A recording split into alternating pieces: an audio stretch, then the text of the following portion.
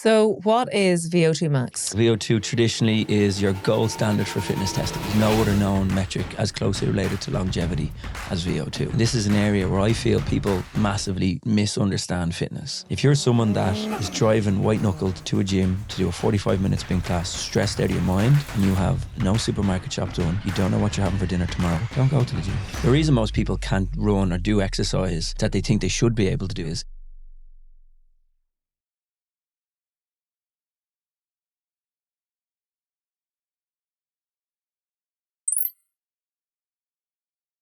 Sean, thanks for joining me. no problem. Thank you very on much. the pod. I had to get you on because we did a video together on VO2 Max and it absolutely blew up.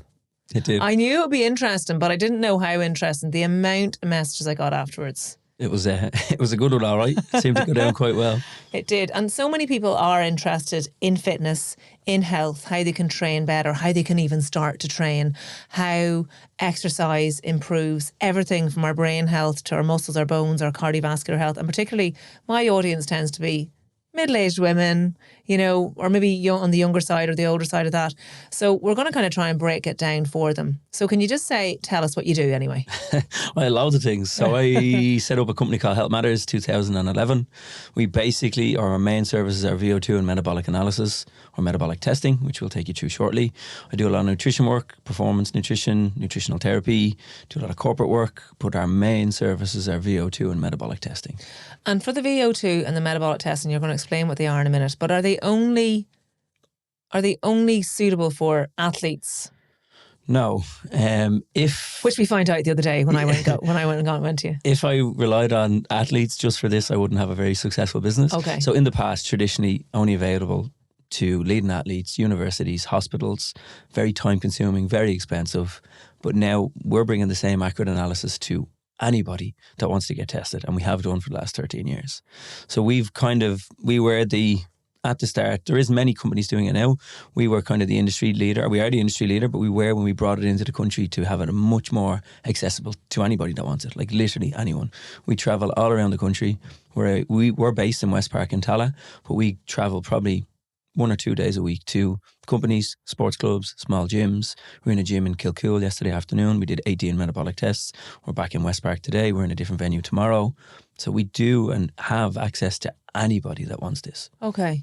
So what is VO2 max? So there's two-pronged approach. We'll look at this. So VO2 traditionally is your gold standard for fitness testing. So it's a progressive overload test done as a run, row, bike. You can do various different disciplines on it. Basically, you start at a really low intensity and you finish at a really high intensity, as you know, until you physically can't go anymore. And VO2 stands for volume of oxygen. So it's the amount of oxygen you consume per kilogram of body mass averaged over 1 minute. So very, very specific to you. Now there's a lot of talk of it being a metric for longevity. So they're saying there's no other known metric as closely related to longevity as VO2. And we've Peter Attia saying all this. Dr. Paddy Barrett is a massive fan of it as well. Yeah. I'm hoping to get him on the pod. Great man. Great man. Come on, Paddy. Absolutely. I have a cardiovascular test with him at the end of this month, actually, because I had high cholesterol test. So I had a blood test done a few months ago, and it read that I have high cholesterol. And obviously, I'm always into health and fitness, and I try and eat as healthy as I can while enjoying the good things in life too. Like your mum's scones. Absolutely, like my mum's scones. So, and I think that most people that are listening to this, they're not going to want to be doing Ironman. They're not going to want to be running marathons. They just want to kind of improve their health. So you've explained what VO2 max is. So what does it mean? What does it all mean? So look, within a VO2 test, you get a lot of other markers through it. So use the example, like I've endless examples at a 80-year-old man in a couple of weeks ago who tested with us 10 years ago. He wanted to just get a constant check done. We have athletes that are looking to get better, absolutely. We've general population that just want to understand how they can train a bit smarter. So within a VO2 test, we will look at heart rate elevation, we'll look at heart rate recovery, so really important parameters. So a lot of people are training by zones at the moment using algorithms or using predicted values, which tend to be inaccurate. So we'll work out your training zones for you. So where you're going to where you're going to optimize using higher levels of oxygen so you can be efficient for longer. It's called aerobic and anaerobic. They're energy systems. So we'll identify your energy systems where you should be able to manage your training load. Explain what aerobic and anaerobic is first. So aerobic and anaerobic are energy systems. Their objective is to create basically ATP, which is energy. We won't go too sciencey on endosine triphosphate. But you do exercise, and you can either do it at low intensity or high intensity. Society, pressures, social media is going to put you training at really high intensities for all the time, and you're going to find it very difficult to maintain long periods of exercise at this high intensity. And people think that they can't exercise because they have this poor development of aerobic base. Aerobic bases or aerobic training is low intensity exercise, which can be done very, very comfortably. And this is an area where I feel people massively misunderstand fitness. So statements that get thrown at me is, I can't run 2K, I can't run 3K. The reason most people can't run or do exercise that they think they should be able to do it is because they do it too fast. So if you're training at a higher intensity, you're going to be in this anaerobic state, which produces many negatives, which will not allow you to continue to exercise. So you be fatigued Quicker. and then you maybe don't feel like getting up the next day and doing something. So let's look at the changeover. So aerobic means you're oxygen dominant. So you're using high levels of oxygen to create energy. Byproductivity is low. Sustainability is high. So as we start to increase the intensity, our heart rate starts to go up. The body's ability to deliver oxygenated blood starts to fail. And we start to become anaerobic dominant. It's not a light switch, it's a dimmer switch. So the harder we work, the more glycogen we use, the less oxygen we use. But when we become anaerobic dominant, we produce byproduct internally that will, for instance, slow contraction and expansion of muscle down. So you increase the risk of injury, cramp, fatigue, overtraining. You start to ventilate more, so you get out of breath quicker. And if we keep doing this day in, day out, it's going to have a negative effect on the consistency to turn up. It's going to have a negative effect on your hormones, your stress. So remember, anaerobic or exercise is a stress. If you're always anaerobic, you're adding stress on top of stress. So if you're someone in a stressful position in work, stressful family life, you drive white-knuckled to a gym to do a stressful spin class. Is that really the most complimentary thing you can do? Probably not. But you must think, or a lot of people think, the pressure on them is to always train at very high intensities. like not being able to speak at the end of your class, sweating, out of breath. If we were to look at it without testing, if you ever hear of an RPE scale, rate of perceived exertion, so it's a scale from 0 to 10. 0 means you're sitting down, comfortable, no issue. 10, maximum exhaustion. Realistically, 99.9% of the world's population could do it doing more aerobic based training, which should be no higher than 5 on an RP scale. You should comfortably be able to talk. You should be able to hum a tune out loud. You should be able to put an order in over a phone. Okay. Consistently. And we'd be looking at, from a decreased risk all cause mortality perspective, this is Peter Attia and Paddy Barrett speaking about your zone 2. We were looking at a minimum of 90 minutes a week low intensity cardiovascular training. So 90 minutes minimum. So that would be like 3 half-hour sessions of a comfortably brisk walk or run, where you can yap away to your pal who's going there with you. But remember, we're all different. So I had a client this morning who does a lot of high intensity training, 51 years of age, lots of high intensity training. And it's not that she's not fit. She's not aerobically developed to do what she wants to do. So the training she's doing, in my opinion, is having a negative effect on her goals. She's not necessarily this client alone, but many times I get clients that come in to me and say they're fatigued, they're tired, they've no sex drive, they've lost their cycle, but I'm fit. What quantifies fitness? Oh, I attend the gym 5 to 7 times a week. But you're working way too hard. So you're putting yourself in this really stressful situation internally to create a performance that probably is not going to have a complementary factor other than saying, oh, look at me, I'm great, I got my heart rate to 190 or whatever it might be. So they're overtrained, underfueled. So a lot of these people are going in to do fasted training. So they don't have any fuel to go in, and then they work at an intensity where the body solely relies on glycogen, which is carbohydrate. So fasted training and too high intensity training, I think, have met at completely the wrong time. Like, you should never do fasted training. In theory, fasted training should be done at an incredibly low intensity, like zone 1. But most people are doing fasted training at really high intensities. So they're just creating internal havoc. Yeah. And what it leads to brain fog, fatigue, irritability, as we said, loss of sex drive, loss of cycle. But over time, you'll be fatigued. You're not going to turn up. So your training won't be as good. Yeah. Your training won't be as consistent. And then you fall off the wagon. Why do you fall off the wagon? Because it was difficult. It was too uncomfortable. I was tired. I was sore. I was lowering my immunity. I always got injured. So all the time we get people in and they're like, no, I do all this training, but I can never hit my PB in my race, or my immunity is PB always... is what? Sorry, personal best. It's peanut butter to me. No, personal best. So a lot of people would be really good trainers and have really good poor performances then because they're overtrained. So we have to look at this as a much bigger picture and understand the role of low intensity training to complement high intensity training. And I'm not for 1 second saying don't do high intensity training. You need some amounts of, anaerobic based training, because that's like a sprinkling of stimulation. But without low intensity training, that stimulation can be fruitless. And can you do low intensity weight training as well? Yeah, absolutely. Yeah. I wouldn't be looking at weight training or resistance based training as this cardio concept. If we can get away with understanding that weight is going to be for strength and longevity and bone health and muscle mass and everything associated with it, which we can touch on. But again, people say to me, oh, my heart rate's at 91 when I'm weight training. I'm like, let's look at weight training separately than cardiovascular training. Like, look at them as two separate contributing factors to health and longevity. But this perspective of understanding aerobic and anaerobic and training at low intensities to complement high intensity, it's really, really important. They say, studies will state 80% of your work should be done at low intensity. So make the 20% count. So if you're going to the gym 5 days a week and you're doing high intensity training, the quality of that training is probably quite poor. And you're putting your body under a serious amount of stress doing that too, aren't you? Yeah, but you don't know how poor it is because it's what you know. So let's say I want you to hit 9 out of 10 on a stimulating day. Because you're constantly fatigued going in there, you're only creating 6s and 7s out of 10. So then the stimulation is poor. There's no down stage or low stage or aerobic stage. So there's no adaptation, growth or recovery. So the quality of the training's very, very poor. What about pulling you back and saying, right, I want you to go in and do an easy day, and then I want your hard day to count. I want you to hit 9 out of 10. Easy day, hard day, easy day.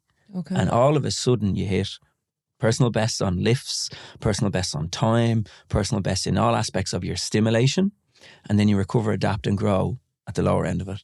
Less injuries, better work productivity, less stress, sex drive back, whatever it might be. It's this stuff, I say it's life-changing for people. And it is life-changing when you buy into the concept of understanding adaptation that's associated with it. So we can make some numbers up. Let's say I got you in, I can't remember what your numbers were, but let's say someone comes in and they're running a 7-minute kilometre at heart rate 130. And we know that's just right at the top of their aerobic capacity. But they've never done any of this low intensity stuff. They only do high intensity stuff. And we slow them down, let's say 12, 16, 18, 20 weeks. There's nothing to say at heart rate 130, they could be running a 6-minute kilometre within that time frame. Because what your body does, it delivers better stroke volume, which is the content of oxygenated blood that leaves the heart in one beat. So we make you more economical. You become more efficient. You put less stress on the body. It's amazing what it does from a decreased stressing perspective, from a sleep perspective, from a hormonal balance perspective, from an appetite perspective, from a cravings perspective. Like, I've done this for 15 years. I have seen like life-changing adaptations when you get people to come in and understand that their body is very different to everybody else. And that's it. When you're talking about running with your friend might be anaerobic, you might be aerobic. Okay. So it's very, very individual. Okay. I'm doing it, I'm going to be putting a reel up in probably next week. I'm taking a picture at 10 minutes on 100 tests, and I'm taking a picture of their heart rate. So 10 minutes into a test with us, you're running a 5-minute kilometre. There is no rule of thumb that all our heart rates should be the same at that pace. But everybody gets too concerned about other people's heart rates. Okay. So I'm going to show you that everyone's heart rate is different. I could be aerobic, you could be anaerobic. It's about, if you're not testing, can you talk? Can you hold a conversation? And most people can't. Most people think holding a conversation is saying, yep, no, that's not holding a conversation. One person generally talks when people are running and the other person answers. The person that's talking is probably fitter because they're aerobic. The person that can't hold a conversation is anaerobic. Most times as groups, or another example, I had a fella last week and he said to me, I said, do you do any recovery runs? He goes, yeah, I do a recovery run on a Monday with the elites. And I went, what? The elites? I said, no disrespect, you're not elite. Like your times are not great. And he said, yeah, I know. Like I said, how do you feel on your recovery run? Oh, to be out of breath, like. And I'm like, but it's your supposed to be recovery. Recovery. The name kind of gives it away. And I've done it in the past. I go out to run a easy run, and all of a sudden I'm running 4 minute 20 kilometers, and I'm like, what am I doing? The will to push, the want to hit them high numbers are going to be there. But when you buy into and embrace the low intensity stuff, I'm training for the Dublin Marathon at the moment. I did my own test 6 weeks ago, and not that it was ego, but I thought I was a lot better than what I was. It was very humbling for me. I was injured. I'd come back from injury, and I was thinking, I can go out and run 5 minute kilometres, no problem. I'm running 6 minute 10 kilometres at the moment. And last week I did 15k. And 7, 8k into it, I went, what am I doing? I can run faster than this. And I went, no, this is a process. Yeah. And I finished the 15k, having just done 7 days straight in work. And I came home, I felt great. I had no injuries, I had no pain. I slept well, I got up again. Now we're day 12 following on to that. I've trained most days, but it's crucial that there's days of low intensity. I also do a recovery day where I get, on Tuesday just gone, I did a 50-minute recovery run. My pace was 6:50 per kilometre. Like, that's slow for me. Yeah. And I came in and the girls at reception where I work said, did you not go for a run today? I said, yeah, I went right now. I said, but you're not sweating. Yeah. I don't need to be coming home red-faced and sweating, because Wednesday morning at 6 a.m. I did a track session, which was a tough anaerobic session. I had to do 2 minute efforts, a 5 kilometre pace, repeat it 10 times. Like, I'm pushing hard. If I did a hard session on Tuesday, the work I did on Wednesday wouldn't have been great. Okay. So when I was in with you, you were recommending. So first of all, I want to talk about zones, what the differences, and then I want to talk about the heart rate monitor, because you said to me the best way to actually track how you're doing and how the intensity that you're working at is by wearing a heart rate monitor, which I'm going to buy today after you tell me which one to buy. Yeah, no problem. So zones, people work with loads of different zones. It gets diluted, it's wild. I had a guy recently who told me he has 8 zones and an X and a Y zone, but couldn't tell me what they meant. Okay. So let's make it really, really simple. I personally work with 3 zones. I recommend people, and my printout will work with 4 zones. The leading brand will work with 5 zones. Okay? But we can call our zones fruit or vegetables. It doesn't matter. It really doesn't. You have to understand what you're doing, why you're doing it. Most models, zone 1, 2 and 3, or zone 1 and 2 in our case, like your result would be blue and green, would be considered aerobic. So the first 2 or 3 zones, depending on your model, are low intensity. You could talk, as we spoke about, that RPE scale, everything like that. So each zone has a purpose. So zone 1 will be recovery, warm up, cool down. So this is your heart rate getting to a certain point where we know we're just getting the motions going, getting the blood flowing, warming up, or using it as a recovery run like I've just spoke about. Your zone 2, the concept of this zone 2, this is where it's been proven to decrease risk all-cause mortality, is a zone that is green, or zone 2, where we can comfortably hold the conversation, as we spoke about. You're fully aerobic, bioproductivity is low, and you're very, very comfortable in doing what you're doing. You should have no real issue. You're not expelling mass amounts of calories because you're at a low intensity, and you can comfortably hold it. This is where all your cardiovascular benefits are going to come in. So zones are related to energy systems. So aerobic and anaerobic are energy systems. When you start to increase your pace, your heart rate starts to increase. The body's ability to deliver oxygenated blood starts to fail, and we become into what's called an anaerobic dominant energy system. This, for a lot of zones, or for a lot of people, would be 3, 4 and 5, or in our case, and my identification would be 3 and 4. So what we do here is the likes of tempo training. So tempo training is something that's uncomfortably comfortable. You know you can do it, but it's not the most enjoyable feels thing. Horrible. Yeah, I wouldn't say horrible. It's like sprinting and things like that. Sprinting, no, because that's going to be our last zone. Okay. So give you an example, a kilometre pickup. So let's say you run 5k, and every k you run, I want you to run it faster. So you might start at a 6 minute kilometre, and by the end you're running a 5 minute kilometre. Okay. Or you're doing a 5k race, or you're doing a pyramid set, fast, fast, fast, slow, slow, slow. So uncomfortably comfortable. You know you can do it, but you couldn't do it indefinitely.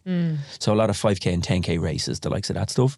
And then your last zone is going to be your sprint, your intervals. Maximum effort, 60 seconds or less. So hundreds, 200s, 300, 400 meter repeats, burpee box jumps, wall balls, whatever it is. It's specific. And it doesn't have to be running. And this is a mistake people make.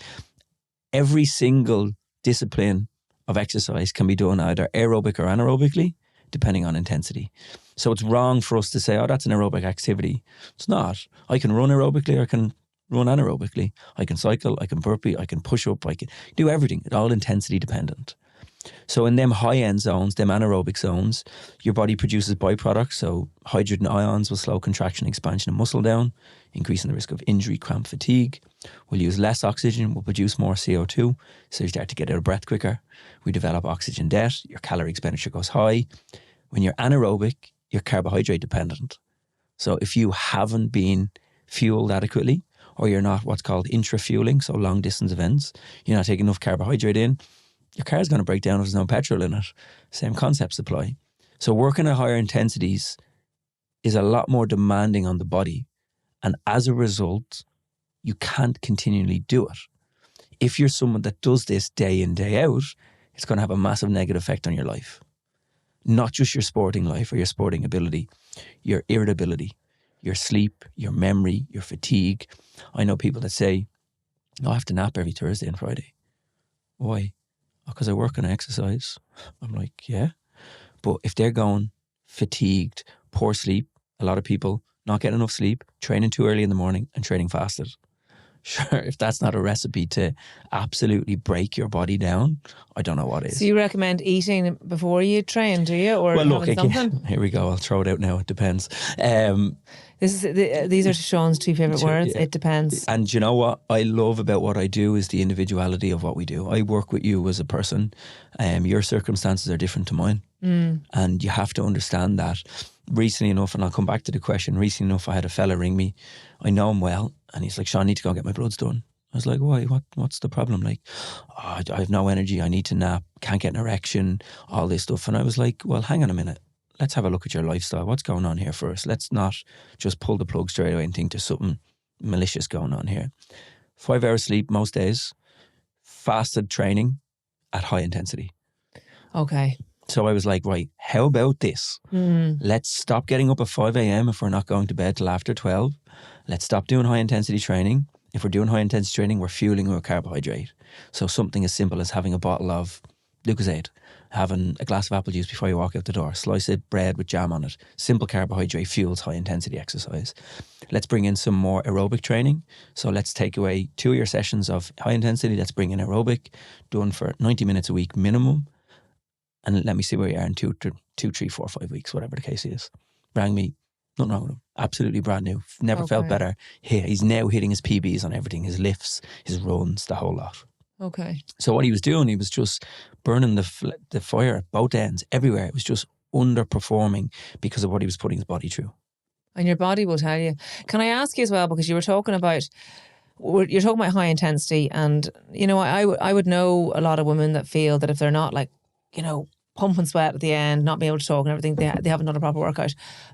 But women tend to work out as well. Not all of them, but a lot of them, to lose weight or to stay trim or to burn fat. That's all I hear. I want to burn my belly fat. Can we talk a little bit about that and what actually exercise is supposed to do for our bodies? Yeah, look, I don't want exercise to be just looked upon as a tool to burn calories. Like, realistically, do you look how many calories you burn when you exercise? I know. It is not a lot. No. I look at this every day. Yeah. I had a woman in last week, and if she done an hour at her highest possible heart rate, which she couldn't maintain for an hour, she burned 520 calories. Okay. You look at a scone with a bit of butter on it, it's done. Yeah. So we should use exercise to complement our life, our health, our well-being. If we look at cardiovascular training to complement our heart, we look at weight training to complement our bone. Females especially need to get the calcium driven back into the bone that they've lost through the cycle for many years. And weight training is something that's not female dominant yet. It's male dominant. And I'm like, there's older women in the gym that I work in, great facility, biggest memberships are over 55s. And I'm saying to these older women, you need to get under that squat rack. You need to get strong. I said, you want to carry your messages when you're older? You need to start to lift heavy now. Or one thing I always go down the route of is, do you want to play with your grandkids? You want to play with your grandkids, you need to get strong now in your 30s and your 40s and You your want 50s. to bend over and tie your shoelaces. Yeah. That's Do you the want whole to thing, dress isn't it? yourself? Yeah. Look at how many people fall. Once they fall, their bones are brittle, they break. That's your health span gone. You're in a home at that point nearly, and everything's going downhill. So we should be looking at exercise.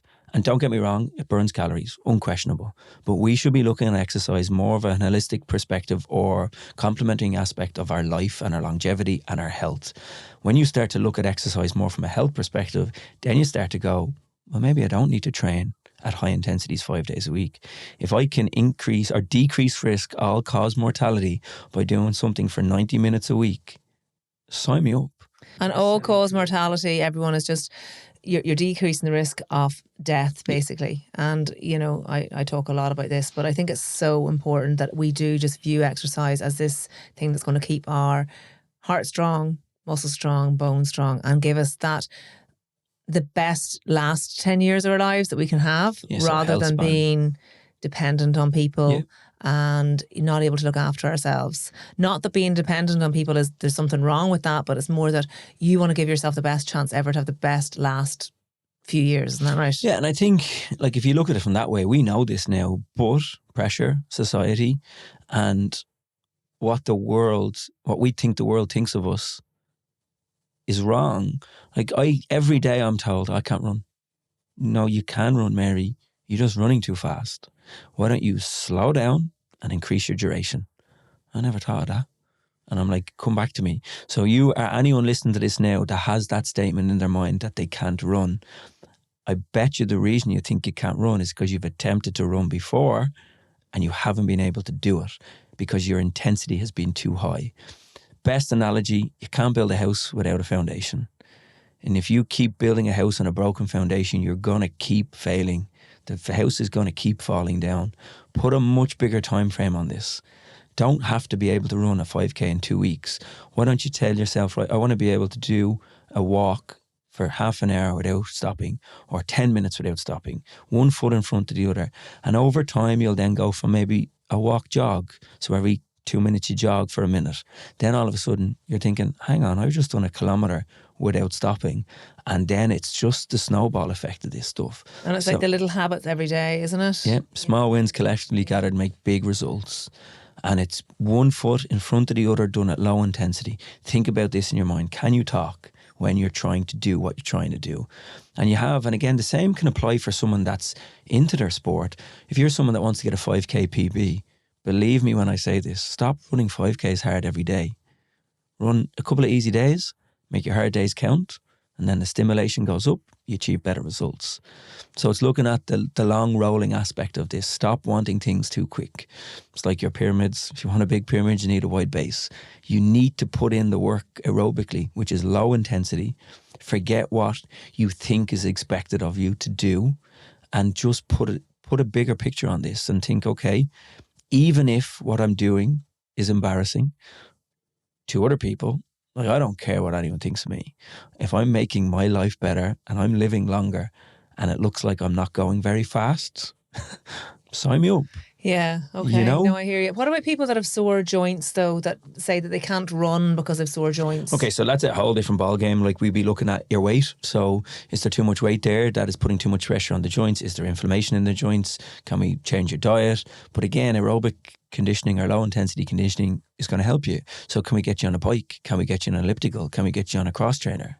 So it doesn't have to be running. So I'm speaking a lot about running because it's what most people do, and most people, that's a wrong statement. They can't just walk out the house and do it. But you can move, you can walk, you can put one foot in front of the other.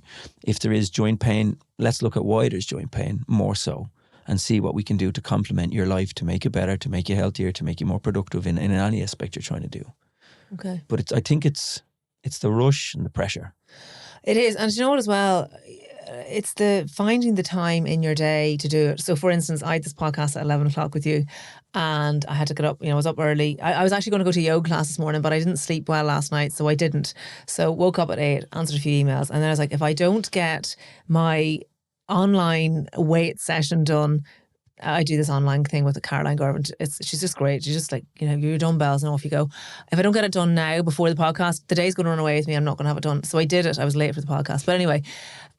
Only by a minute. I'm constantly trying to squeeze it into the day. And I think that people just have to be able to give themselves that time and say, look, I'm not going to actually do that shit today. I'm going to actually just give myself the half an hour. Or even, it doesn't have to be half an hour. It can be 15 minutes, can't it? Anything. And it's about building it up slowly as well. Yeah. It's like, I know exactly what you're talking about. Like I sometimes just have to say, I'm not training. Yeah. And sometimes I just have to accept that realistically, one of the things that will fall back into this nicely when we're talking about, let's look at it from a weight management perspective. It links into a couple of questions you said. If you're someone that is driving white-knuckled to a gym to do a 45-minute spin class, stressed out of your mind, and you have no supermarket shop done, you don't know what you're having for dinner tomorrow, you've no snack ideas, and it's probably going to make you sleep poorly, don't go to the gym. Go home, walk to the supermarket, get your messages, go to bed early. That is going to have a far better effect on your success, on whatever your goal is, than that 45-minute spin class will. And you have to get your head around that, and you have to start to accept. My job is to critically evaluate people's lives. I play devil's advocate, and I'm very honest and I'm very blunt, but I don't think any other way it works. There's no point in me telling someone they're great when they're not. That's not what they're paying me to do. They're paying me to tell them what their life needs. And sometimes I'm saying to people, right, you're training 7 days a week. I want you to train 3 days a week or 4 days a week. What do you mean? You've just told me that you've tried to lose weight for 10 years and have never been able to do it. But you've also told me you've done to the gym 7 days a week. Something's not matching up here. Okay, so people are probably putting the effort into the wrong place. 100% people put the effort in the wrong place. If you exercise every single day for an hour, it's 4% of your day, 4% of your life, 4% of your year, your month, whatever. If we're looking at this from a weight perspective, what you do outside of the gym is where your success happens. So if you're not prepared for what you're going to snack on when you're in the car driving to Galway, you're in trouble. If you're not prepared for what's going to have the family meal next Wednesday, why? Like if your goal is for weight and if you're only exercising, and we're kind of flipping over here, but they're all related. If your goal is to exercise to lose weight and you're not achieving food preparation, i.e. supermarket shop, you're not getting enough sleep, you're stressed out of your mind, is the gym what you need? Like realistically, I always will ask people to come home. If the shop is close, walk to the shop, get something in for tomorrow, get something healthy in for your dinner, prep it, go to bed early, and forget it. Yeah. Forget that session. And the sleep is the key as well, isn't it? Like sleep is just... It's magic, like. Yeah. Like exercise, low intensity, like sleep. Yeah. Would be the best selling drug in the world. And you know the way when you said about the food, it isn't there that rule, it's 80% food, 20% exercise. Yeah. That's what's going to make the difference. Like food is everything. And I think people are unaware of their calories that are associated with the likes of mayonnaise, butter, coleslaw, olive oil, peanut butter, condiments, cappuccino, skinny lattes. You know, I get food plans off people all the time and it doesn't mention a condiment or a oil or a soft drink or a coffee. And then it's like light bulb moments. I had a guy last week, 350 calories a day through soya lattes. Cost him 300 quid a month as well. You know, or I had someone again recently, traditional Indian cooking, used a lot of ghee butter, 1,200 calories a day through ghee butter. I know. I used to do loads of Indian cooking, and like, although it's like, oh, this is vegetarian, you think you're eating healthy. The amount of oils and that. So I had a Russian family, a bottle of olive oil every 12 days between 3 of them, traditional in their cooking. You know, so again, it's understanding calories, and that's a whole different ballgame. We'll get you on the podcast again for that, because but you do metabolic testing. So what's that? So metabolic testing is a 98% accurate measurement on resting metabolic rate, so calorie expenditure. So this whole theory, every female should burn 1,500 calories. Like, it's just rubbish. Horseshit. And ladies, it is absolute horseshit. It's like I've tested metabolisms for 15 years. Or hang on, let me tell you now, your metabolism is not broken. Let me state that right now. Okay. I've yet to see a broken metabolism.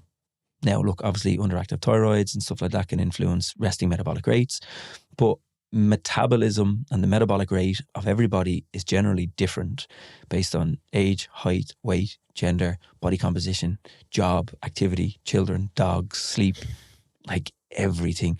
But how there can be a rule just because you're female and you're this height, it just blows my mind.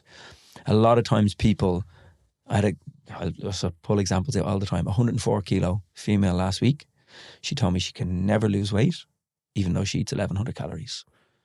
It's like, you do not eat 1,100 calories. My 6-year-old daughter eats 1,100 calories.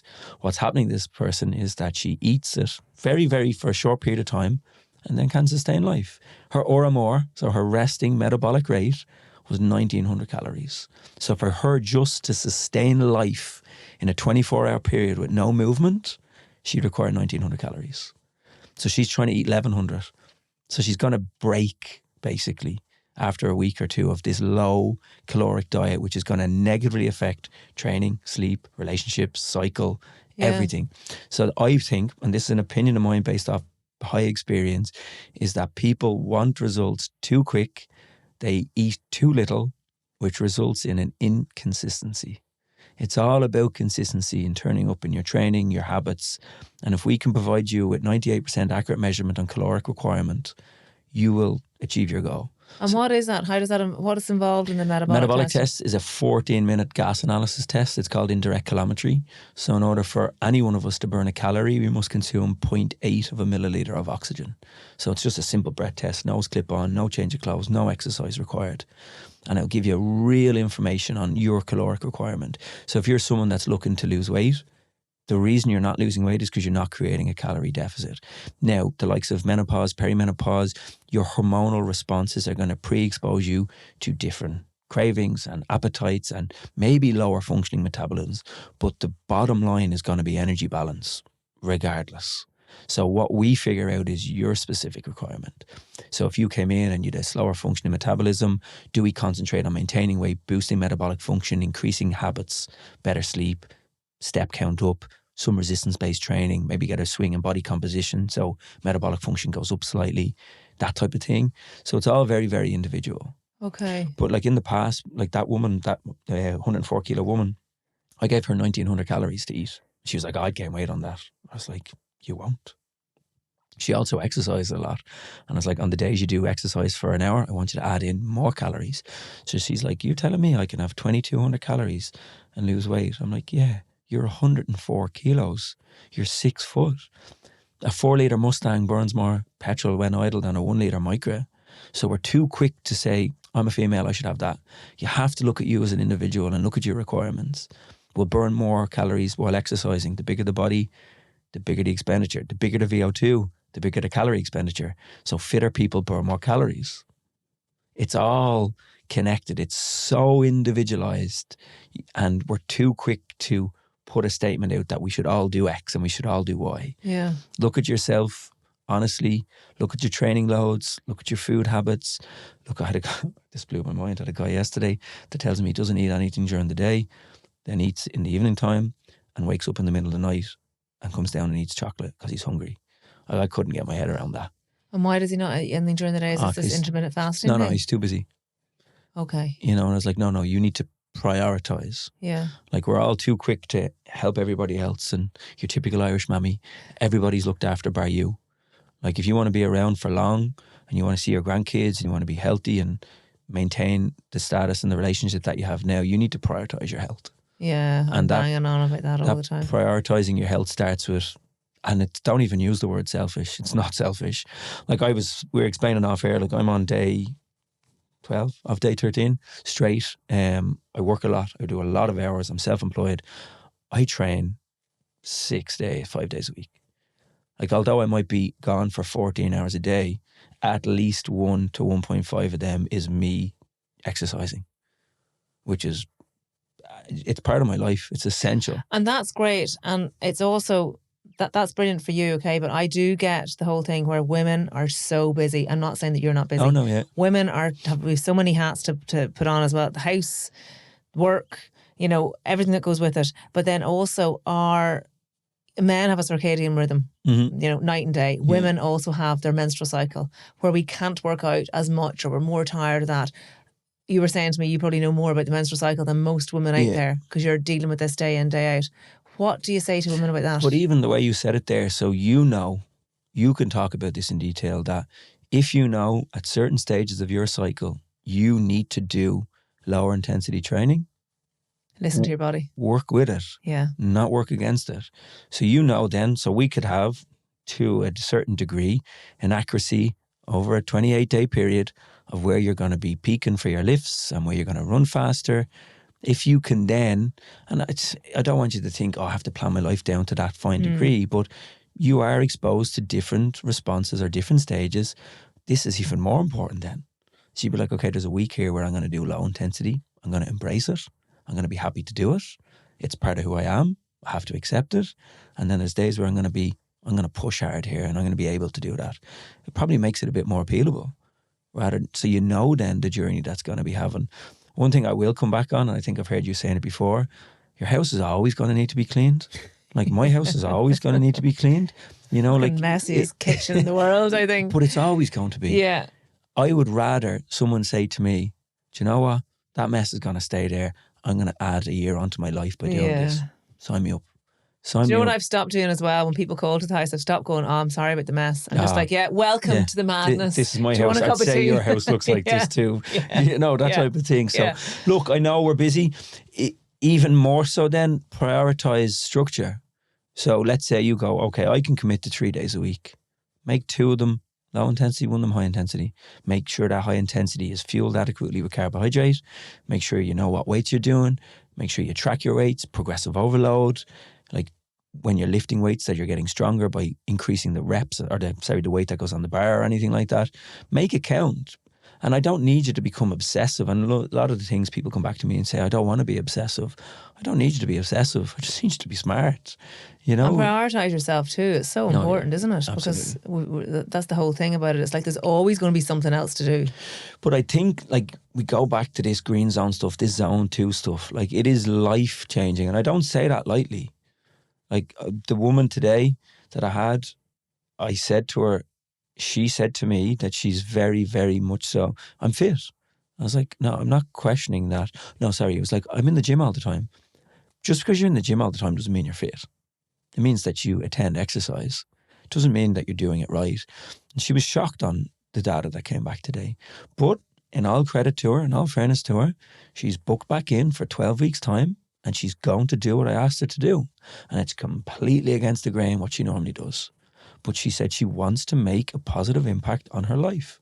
She wants to live longer. I said to her, what are you here for? Why do you go to the gym? Health. Okay, well then you need to stop doing this and you need to do this. And I never use the word guarantee, but I say extremely confident that she will make a massive benefit, positive benefit on her zones and her life. But what I asked her to do was start a diary, start a journal from today. Sleep, energy, mood, irritability, do you need to nap, strength, whatever it might be. Because doing this in the background is going to have a knock-on effect on everything else. Yeah. And she bought into it. Like she was like, I'm in. And, you know, to write that diary down, to say how you're feeling, it takes 2 minutes. You just buy, you know, I just use a voice note app. Yeah. Oh, yeah, good idea. Brilliant.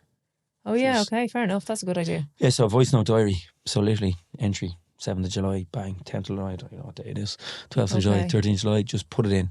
2 minutes. How do I feel? What did I do? Slept better tonight. Weights weren't great. What stage am I at my cycle? Okay, that makes sense. Okay, what about this? Food was good, energy was good, sleep was good. And then all of a sudden you're like, day in, day out, you're like, I'm feeling better. I'm stronger. I'm moving better. My times have decreased. My heart rate stayed the same. So that's one thing that will happen. I didn't actually mention it. It's called drift or decoupling, where your heart rate goes up, but your pace stays the same. So you're thinking, what's going on here? Why is my heart rate so high? Let's use a simple example. Let's say you run a 7-minute kilometre, heart rate 130, and you stay at running 7-minute kilometres, but within 3, 4, 5 kilometres, your heart rate's up at 140 or 150. So people were thinking, I'm running a 7-minute kilometre, this is fine. When realistically you're not, because your heart rate's now drifted out of zone. So if you stay in zone, you will offset that stuff from happening down the line. So that's one of the first wins you start to get. You start to go, hang on a minute, I'm running further, maintaining the pace, and my heart rate's not going up. So you would definitely advise getting a heart rate monitor? Yeah, so heart rate monitors, yeah. So chest strap. Right. We need to get a chest strap. Okay. So they say it's as accurate as an ECG. Now, they're not considered to be medical screenings. But if you get a chest strap that goes on the skin, it touches your skin, it will relay the information to a watch. If you don't want to do it outdoors, you can get relaying information to an app. A lot of gyms have them in their screens now where you'll see live heart rate on the screen. But the one thing to be aware of, these zones that these watches create for you are inaccurate. They're an algorithm based off your height and weight. Are you and talking age. about the watch, that like the Fitbits and stuff like that? So, yeah, so like Garmin, Polar, MyZone, all these brands will create zones for you. Oh, okay. And then people think, oh, I'm fine, I'm in my zone. Yeah. Or statements I always get is, I'm always in the red zone. When realistically you measure them and they're not in the red zone. Okay. So one thing I'm just saying right now, if people are going to get monitors, just be aware the predicted values on your watch are not specific to you.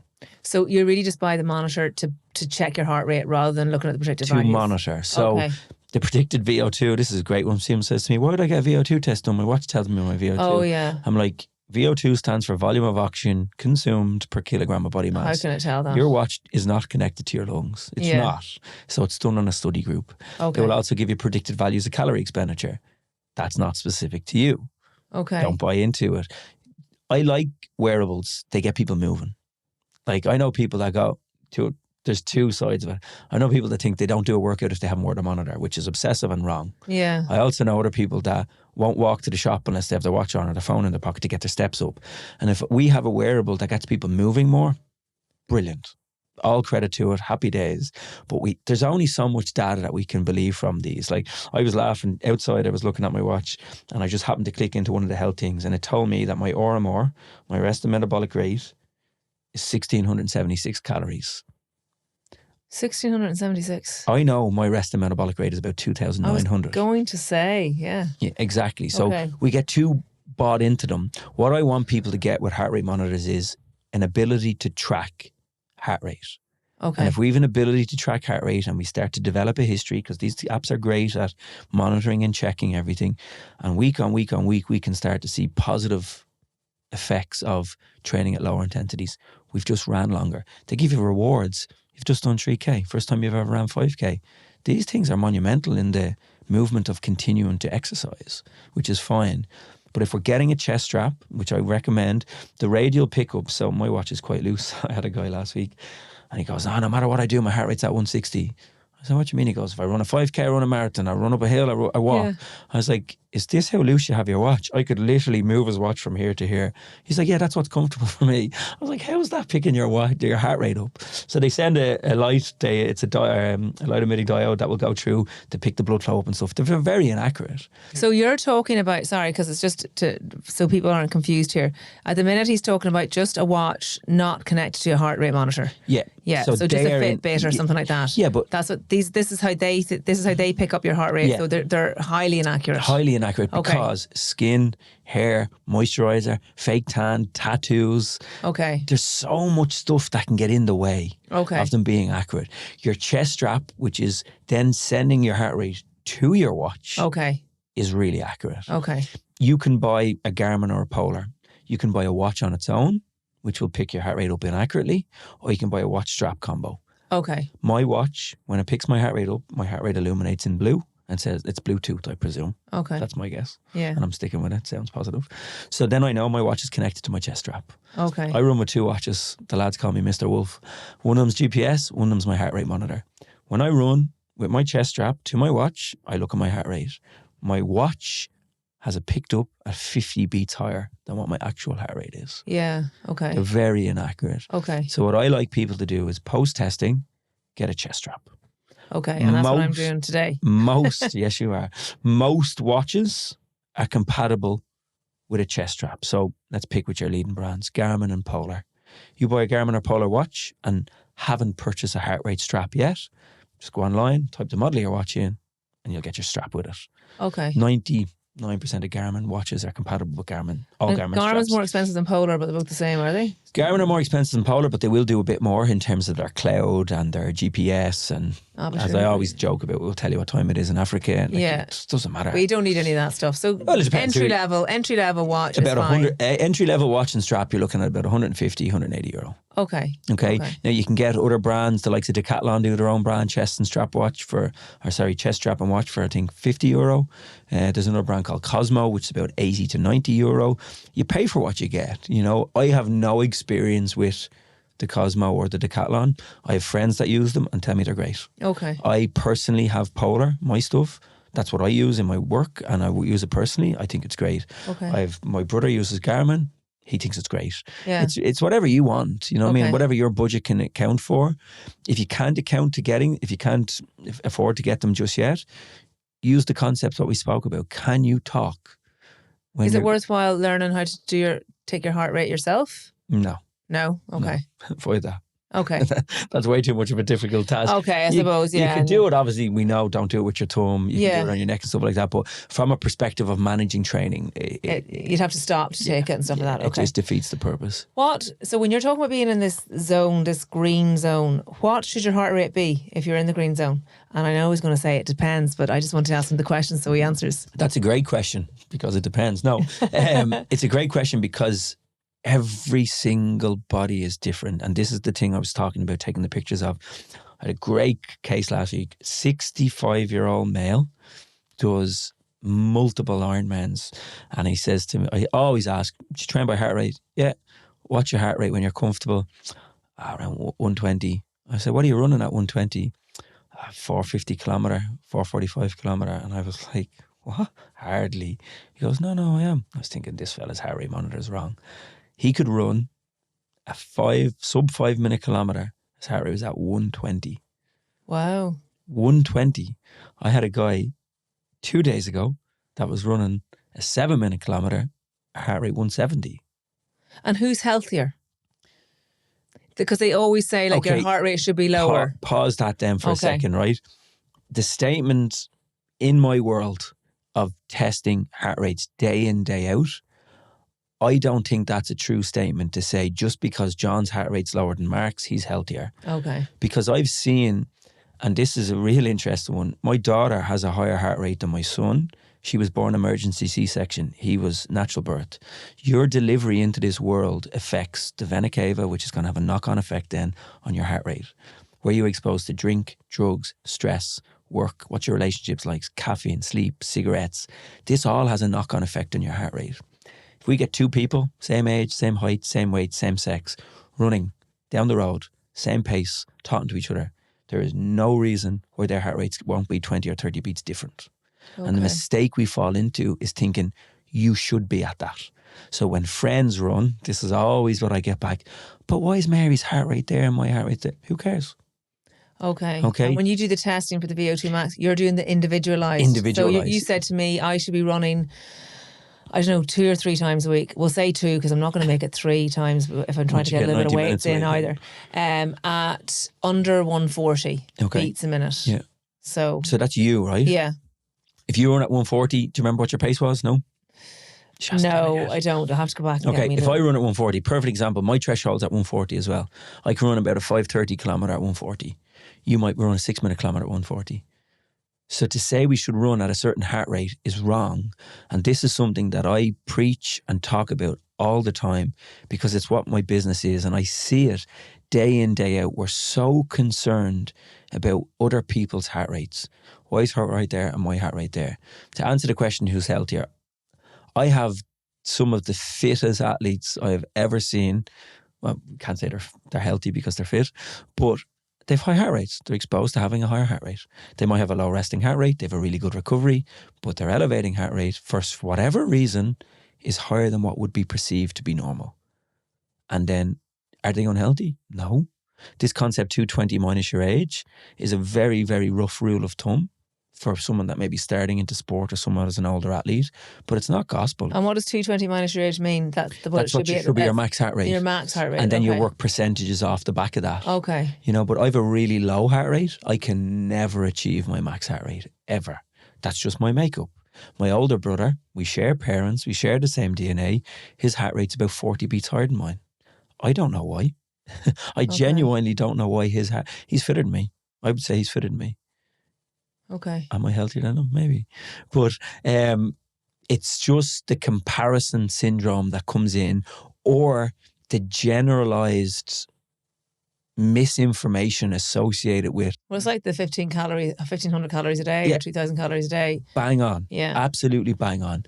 And you'll always get, why is their heart rate? And we'll sit training partners down. They'll come in, 2 or 3 of them together. I'll sit them down in the office and I'll explain all their training zones to them.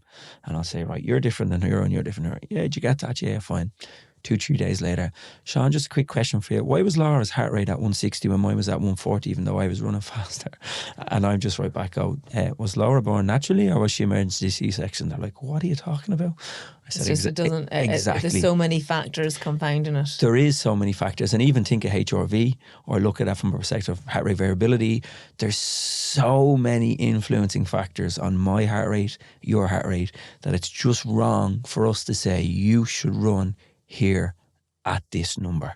Okay. And over the years, if there was any chance I thought I knew what heart rate we should run at, I'm proved wrong every day. Okay. Like every single day. Okay. I've no rhyme why someone's heart rate is what it does be when they're in. But it's just so that if you know what yours should be and what if you're trying to reach a goal and try and get that bit healthier and fitter, you need to know what it should be to keep it under that. Let's say you said to me, you said, I want to go and run 5 kilometres, Sean. And I said, all right. And you go, well, I can't run 1. Why can't you run? I know why you can't run 1. You can't run 1 because you run too fast. So let's slow you down. I'm just making this up. And all of a sudden you go, I know, me personally, I can hold a heart rate of 141. I can talk to you and I can do whatever distance comfortably. So you might know in your head that that's 141.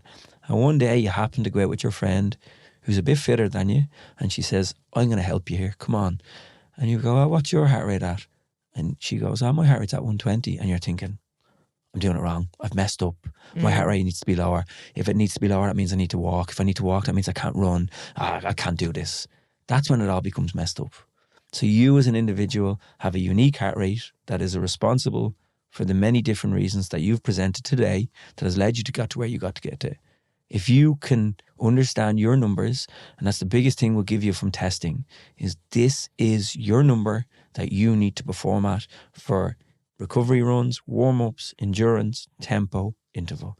I generally give you, most zones will be kind of, depending on the zone, your green zone is probably going to be 20 beats, your tempo zone, yellow zone will be 20 beats, your red zone will be smaller, interval zones will be smaller. But we'll give you a range that you fall into. And then you don't care about anyone else. Like you literally don't care.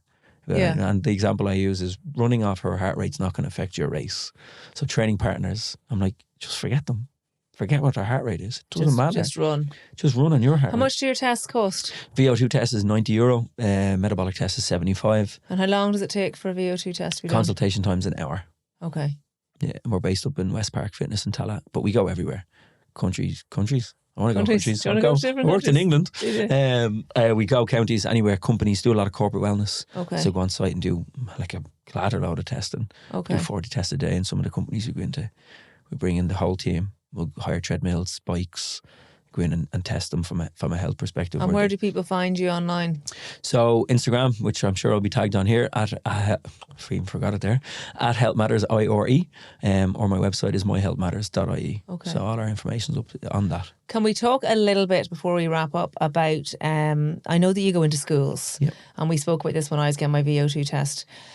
And you've seen over the last number of years, say, an increase in weight in our children in the schools from what you were, we were going in 10 years ago talking to them. Yeah. What are you doing in the schools and how do you think we can help our children? Look, the biggest issue at the moment is 4th class girls. So that age group. Why 4th class girls? They're developing. They get embarrassed of the changes in their body, the movement of their body. They don't change in front of their peers. They fall out of team sports because they get very body conscious. Do you know what? I was reading something there recently and it said girls go from running around like little boys and being not conscious about themselves at all, and they hit that age, and it is the 4th class age. Yeah. What age is that? Is that about 10, 11? 11, 12. Yeah. So my little fella's going into 3rd class. He's going to be 9. So yeah, it's 10, 11, Yeah. 10 to 12-ish. And girls just become more into themselves, insular and less extrovert. Yeah. And it's like as if they aren't comfortable in their own bodies, and that's so sad. It is. So we work in the school I just done it's a girls' school. We go in and we go into the class. We spend about 30 minutes with the class. We'll give them a handout where they will then, I ask them to do 10 hours sleep, 1 litre of water, 1 hour of physical activity, 5 fruit and veg and try a new fruit and vegetable they'd never tried before. You know, some little tick boxes. But we get them down, we get each class for 30 minutes over the week, twice, and we do games with them that they don't need to be part of a team. They don't need to be creative. They might have a brother or a sister, but we try and just getting them moving, getting them to be aware of the fun associated with exercise. I think the issue with young girls is that whole body conscious, team sports, things moving they've never felt move, and it's uncomfortable, and they come really, I'm not doing this. So what happens is, and if we understand weight, if you have a young girl that has all this exercise and food is here, all of a sudden the exercise goes to here, food maintains the same, or in a lot of cases there's going to be an increase in input of calories because they're no longer out doing this exercise.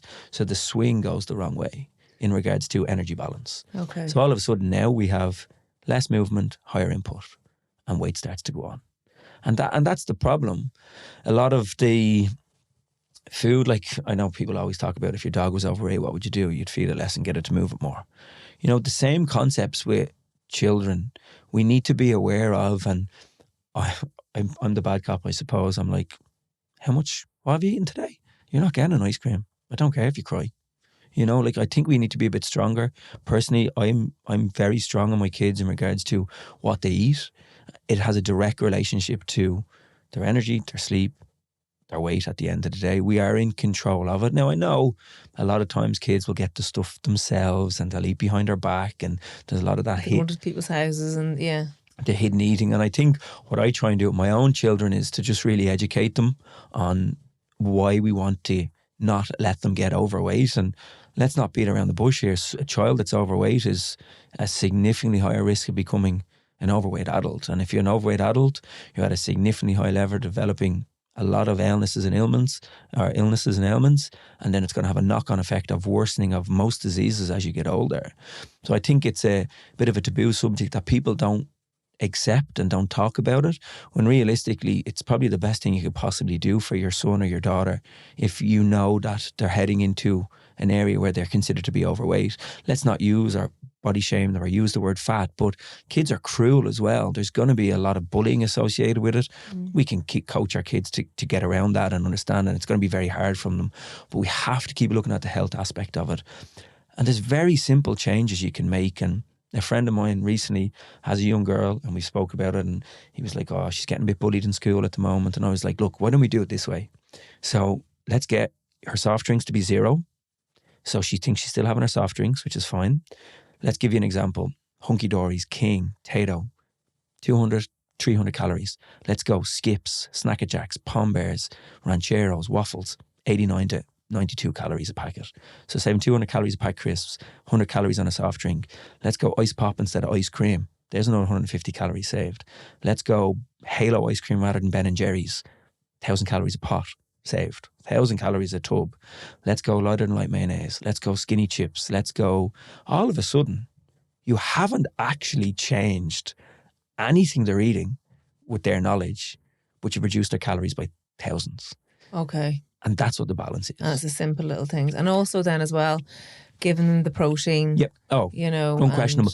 But also, I think as a parent, if we can move with our children, even walking, cycling.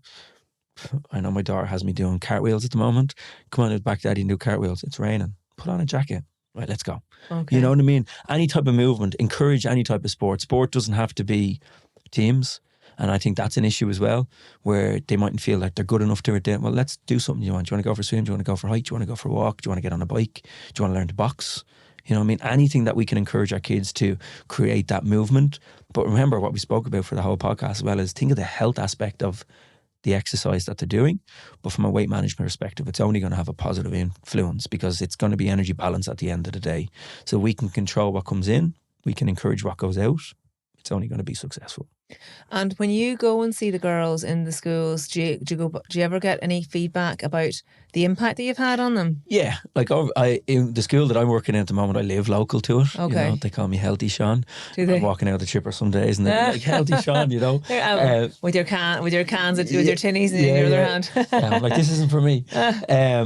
Yeah, I have, and I've had parents come up to me and tell me that like but the company's made, well, it is me, a significant positive impact on the health and well-being of their family. But I think children as well, they go home to their parents and, Oh, yeah. and they're full of excitement too. And, it's just about kids are so resilient. And if you just give them the facts, they tend to run with them as well, don't they? Yeah, absolutely. Like my kids are 6 and 8 now and they're reciting what protein does to people and stuff, you know what I mean? Which is a bit excessive to a degree, but... Well, I've teen boys now who are into this bulking and cutting stuff. Oh, Jesus Christ. And you know the way when you first hear let it... them take the creatine and the protein, it's fine. Yeah. I give my kids creatine and protein. Okay. And they're only 6 and 8.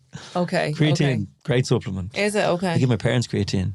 Okay. Cognitive retention and creatine as a young cognitive development, so okay, it's amazing. But that'd be a whole different topic. Yeah, no, I know. It's the cutting and the bulking thing that I was a bit like scared about initially. But do you know what? They're aware of their health and they're aware of their body and they know what they're doing. They're trying to build muscle. It's a bit of a fancy word, though. It is. Cutting and bulking, basically, you're eating more and you're eating less. Yeah, exactly. That's exactly. It sounds worse when you say it, cut and bulk than when you say it is, but it can be quite drastic. What age are they? Nearly 16, and the other fella's he's too young. He's just like listening to the older fella talk about it. Yeah, like it's probably starting a bit earlier now. When I was growing up, I was the only one out of my mates that went to the gym. I wasn't involved in team sports. I never was really. I remember my dad saying to me, he's like, "Sean, you gained a bit of weight." Now I wasn't anyway massive, but I started in the gym in 5th year, so I would have been 16. Yeah. But I would have gone to the gym and smoked a joint my way home, like pointless. You know what I mean? love your honesty. Yeah, but I always remember the gym I joined as well, and then I was thinking, what am I doing? Like, yeah. And then when I was in the gym, the lads were like, what are you going to the gym? Are you all right? Like, and now it's every young fella's in the gym. Like West Park is just packed. They are packed. And actually you did say about people in the gym as well, and they look ripped and they're real bulky, but they can't walk up the stairs. Would you just tell us that? We'll end on that. Yeah, the gym that I work in is a 3-story gym. Yeah. The weights are on floor 2 and floor 3. So you have all these lads and girls in serious shape, like muscles coming out their ears, aesthetically pleasing, mirrors, pegging pictures in the mirrors all the time, but they're not healthy. They get the lift up the stairs. They get the lift up because they don't take the stairs. I got in the lift, so I have equipment that I roll in and out of the floors. And I came down from floor 3 into floor 2 the other day, and a fella got in the lift. I said, "Where are you going?" And he said, "What?" I said, "Where are you going?" He goes, "I'm going downstairs, bro." I was like, "What do you mean you're going downstairs?" He says, "You're in the gym. Just walk down the stairs." Oh, no, I couldn't do that or something. And my mind was blown. A couple of weeks ago, a guy came up the lift. He was going to do train legs. Walk up the stairs to warm them up. Something as simple as that. We have it a bit arseways, don't we? Do. But I think we've lost. So back to that point, you go out of my office and look over the balcony and there's 50 males training. They're not healthy. They might be strong and aesthetically pleasing, but they're not healthy. They can't do any cardiovascular training. And it's a concern, the concept that cardio kills their gains. Like it's absolute rubbish. Like cardio will only complement your recovery, your blood flow, your delivery of nutrients.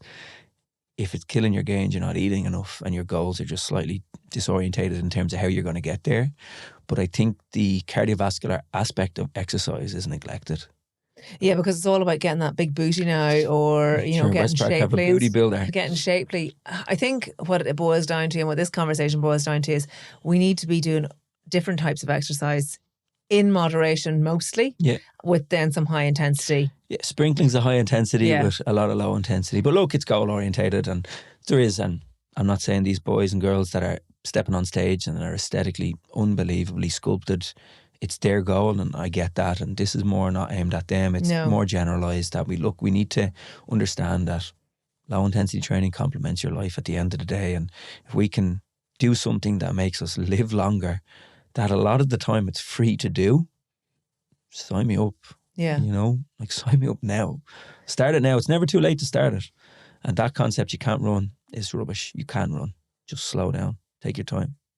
Well, what bit of advice would you give young people today then, Sean? About what? Life? About anything, yeah. I get this often asked, and I think it boils down for me as a confidence and a belief thing.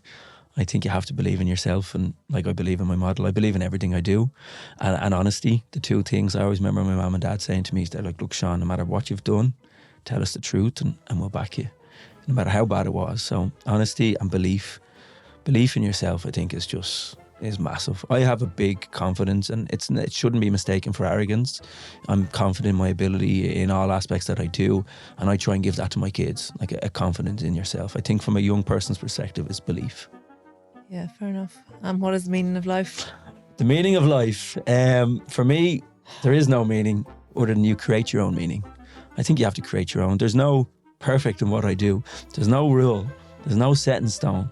I think I create my own meaning, and what I create my own success, and my opinion of success is different than what yours might be. So create your own meaning, create your own worth, create your own reason to be here. Thanks a million, Sean. No bother. It's been a lovely, lovely conversation. Thank you very much.